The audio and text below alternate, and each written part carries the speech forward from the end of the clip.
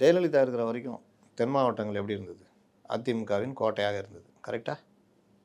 அப்பயும் 96 ஜெயலலிதா தோற்று போயிட்டாங்க. அவங்க மேலே நிறைய அந்த ஆன்டி இன்கம்பன்சி தான் சார் ஆட்சி மேலே அவங்களுக்கு தான் தென் மாவட்டங்களில் நல்லா வரவேற்புலாம் இருந்தது. கொங்கு மண்டலத்தில் அதிமுக பெரிய இது.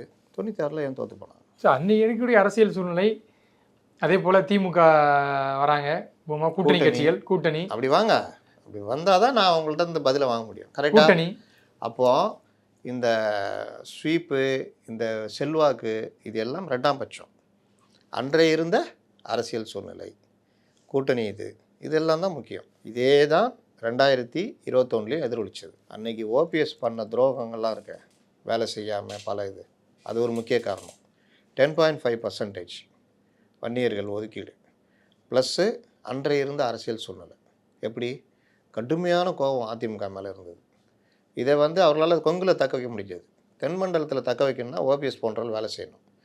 இந்த ஃபேக்டரும் இருந்தது. யார்? டிடிவி அப்போ செல்வாக்காக இருந்தார், அவர் வாக்குகளை பிரித்த ஃபேக்டரும் இருந்தது.